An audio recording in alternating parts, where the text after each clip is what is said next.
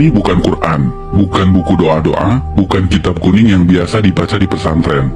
Percaya atau tidak, buku ini dibaca oleh Galileo Galilei, Johannes Kepler, René Descartes, sampai Leonardo da Vinci. Judul aslinya dalam bahasa Arab adalah Al-Manazil, tapi kemudian diterjemahkan ke bahasa Latin menjadi Book of Optics. Ini adalah buku sains paling berpengaruh dalam sejarah sains di Eropa, bahkan seluruh dunia dalam bidang optik. Tanpa buku ini, mungkin sekarang tidak ada yang namanya kamera. Menariknya, buku ini usianya lebih dari 1000 tahun, tapi sampai sekarang masih relevan. Amazing is that we, all around the world, we talk about Newton as being the father of optics, and yet here we are, 1,000 years ago. Siapa penulis buku ini? Orang Barat menyebutnya Al-Hazen, sebutan Latin untuk Al-Haytham. Ya, beliau adalah Ibnu Al-Haytham, seorang ilmuwan muslim di abad ke-11, di mana ketika itu Islam sedang dalam masa keemasannya. Orang Barat menyebutnya the Islamic Golden Age. Allow me to introduce Ibn al-Haytham, a great scientist whose ideas led to the invention of the camera. You invented the camera? Mungkin bagi kalian, Ibnu Al-Haytham bukan siapa-siapa. Bahkan banyak muslim yang tidak kenal beliau. Tapi di Eropa, beliau sangat terkenal, disejajarkan dengan Galileo dan Newton, karena beliau adalah peletak dasar ilmu tentang cahaya, sehingga Ibnu Al-Haytham disebut sebagai The Fathers of Optics. Karena itu pada tahun 2015, UNESCO pernah mengadakan perayaan The International Year of Light untuk mengenang 1000 tahun karya Al-Haytham.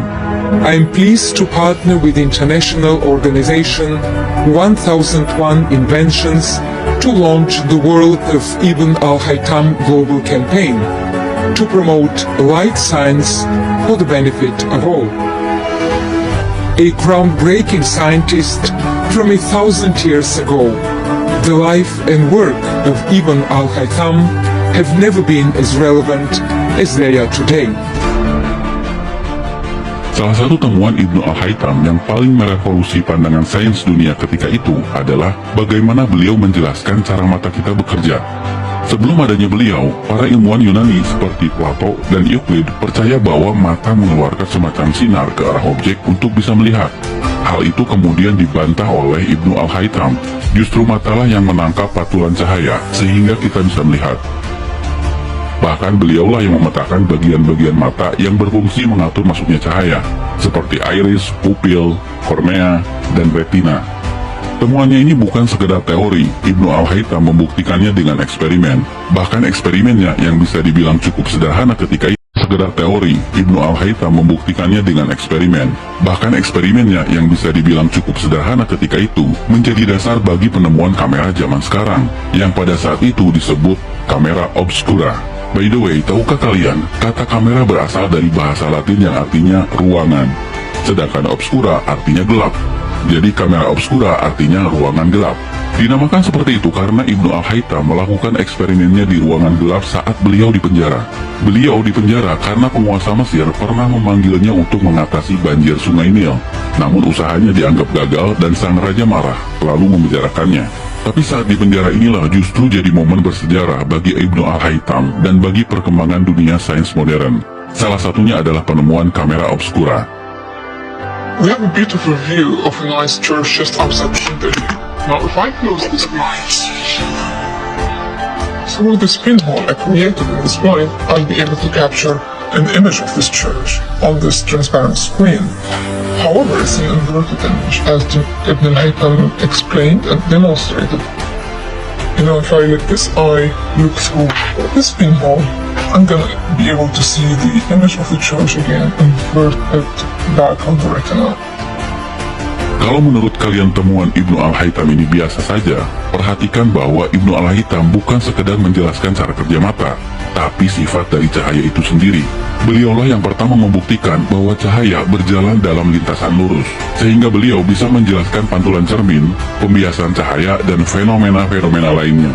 Dan ini menjadi landasan penemuan semua teknologi yang melibatkan cahaya, seperti kabel optik, laser, komunikasi satelit, sampai akselerator partikel. I'm sort of wondering what Ibn al-Haytham would think doing experiments with candles and pinhole cameras well, he wouldn't even be able to imagine a world 1,000 years later. I think it's come a long way, but ultimately we're using exactly the same principles that he was thinking about back then. Itulah kenapa buku Al-Haytham ini menjadi sangat penting bagi perkembangan sains modern. Apa yang kalian pelajari di sekolah dalam bab optik, seperti cermin, pembiasan cahaya, lensa, cara kerja kamera, teleskop, mikroskop, semuanya berasal dari buku yang usianya 1000 tahun ini. Namun sayang, Ibnu Al-Haytham tidak pernah disebutkan di buku-buku sekolah.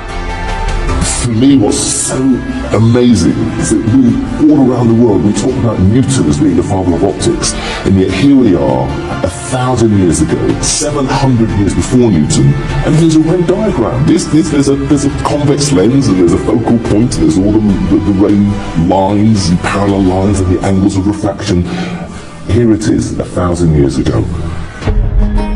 Dan kalian perlu tahu, buku yang beliau tulis tentang sains bukan hanya ini, tapi Ibnu Al-Haytham menulis lebih dari 200 buku.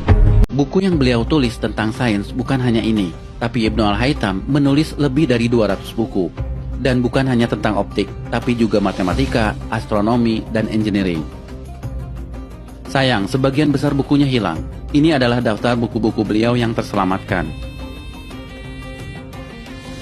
Sekali lagi, nama Ibnu Al-Haytham mungkin bagi kalian tidak populer, tidak sepopuler Newton atau Einstein. Tapi asal kalian tahu, nama Ibnu Al-Haytham atau Al-Hazan begitu pentingnya sampai nama beliau dijadikan nama salah satu kawah di bulan. Dan beliau juga diabadikan dalam mata uang Irak, 10.000 dinar. Dan ini adalah film yang diputar di perayaan di International Year of Light, kerjasama UNESCO dan 1001 Invention. Sebuah film yang mencoba menggugah kesadaran kita bahwa ada peran peradaban Islam dalam sains modern. I found a way of projecting an image onto another surface through a small hole in a dark room, later called camera obscura. Abbas ibn Farnas. He dared to dream about flying 1,000 years before the Wright brothers. Ibnu Al-Haytham adalah contoh bahwa seorang muslim juga bisa berperan dalam kemajuan peradaban dunia dalam ilmu pengetahuan. His book changed everything, and he's regarded by many as being the father of modern optics. In fact, I'd go further than that and say he was the greatest physicist in the 2,000-year span between Archimedes and Isaac Newton.